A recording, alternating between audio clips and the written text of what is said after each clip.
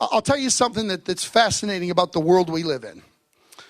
You know, there was a man whose fiance passed away, and he ran for office 8 times and he lost. You know what his name was? Abraham Lincoln, that's right. There was a guy that got let go from his high school basketball team, went home and cried in his bedroom. You know what his name was? Michael Jordan.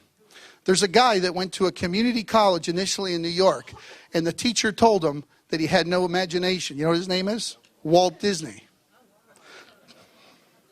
Called that one wrong, that guy. 2,500 acres of swamp in Florida, he turned into a multi-billion-dollar market. You know, sometimes someone has an idea. It's like when a woman says, you know what? I'm not giving up my seat on the bus. All it takes is one person to change the world.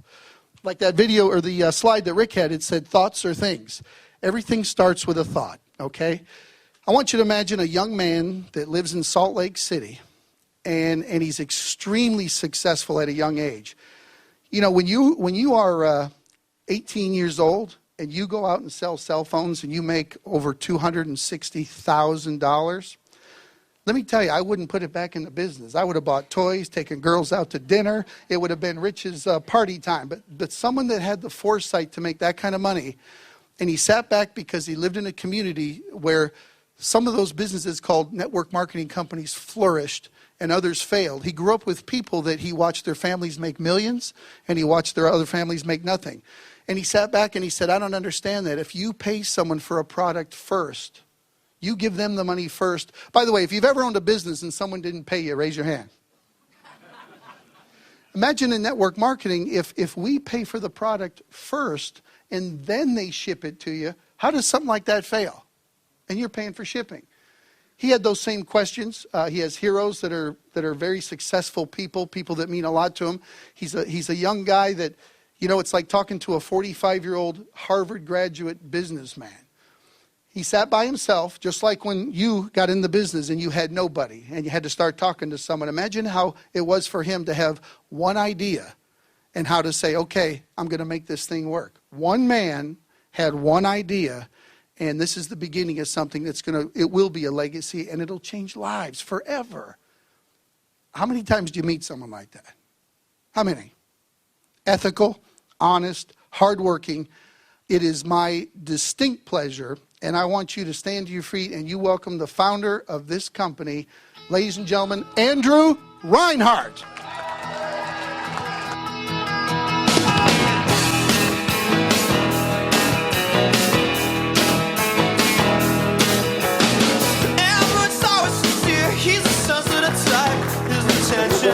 He wanna be well liked. Everything is nothing, then are we anything? Thank you. Thank you. Wow. I can't believe it. Rich, don't leave the room. It wasn't only 3 months ago. We were in Salt Lake City. Rick and Larry and I had knew each other just a few short weeks, and we were getting started. How many people were in that room, Rich? Maybe 35. 35 people. Not 3 months ago. And look what you've done now. Give yourselves a round of applause. I'll tell you, this is something absolutely amazing. We have a righteous wind at our backs. We're going to take this thing all the way to the top. I'm here to tell you my story. This is Candid Conversations with Adrew Rinehart. I'm not always the most eloquent speaker, but I'll tell you what I'm thinking from the heart. I promise to tell you the truth, and I'll tell you what my vision is. You, by the way, are the leaders and the fuel of this thing. This is the most pro-distributor company in the industry, and we're going to prove that to you. In fact, we're going to prove that to you today. Nobody leave. Nobody go anywhere. Stay until the end. We're going to prove we are the most pro-distributor company in the industry to you today. I'm going to prove that every month to you through your paychecks as well. You're the examples. You're the fuel. You're the leaders. Those at the top of this thing are going to make a lot of money. I told everybody in Utah, I'm not leaving Atlanta, Georgia until we fill the top 2,000 founding distributors. We're going to do that today and tomorrow. And that's you. For those of you that don't know where I come from, I come from the wireless background. Cellular phones were big in the 90s. It was kind of one of these, just exactly like Rick and Larry talk about. The scale was going up very, very quickly. I opened a store in my hometown of Bountiful, Utah, 15 minutes north of Salt Lake. And it became one of the most profitable T-Mobile stores in the country. And a lot of people came to me, they'd say, how do we get in on this? How do we own our own stores? The franchising idea was born. It was already around, but we thought this is going to be how we're going to expand. So we started franchising the model. We'd franchise our name. We'd train the people. They'd open stores, and it started to grow quickly. And 19 and 20-year-olds started to make a lot of money. I thought, boy, this is exciting. We put 12, 13 stores in Utah, put 24, then 26. And it was like the tanning salons that you see on every corner. That was us, Wireless City. We were everywhere. If you bought a T-Mobile phone during the years of 2005 or 6 in Utah, there was an 80% chance you bought it from us. And so we said, okay, we're going to expand to Las Vegas, expand up to Idaho. And we hit a halt. We stopped expanding. The franchisee interest died down a little bit. People were still making a lot of money. People were selling their stores for a lot. The equity was great. And we hit a halt. I said, okay, how are we going to revamp this? What are we going to do to get franchisees reinterested and re-engaged? How are we going to expand? I mean, we want to be the best. I do not want to be in something that's not the absolute best.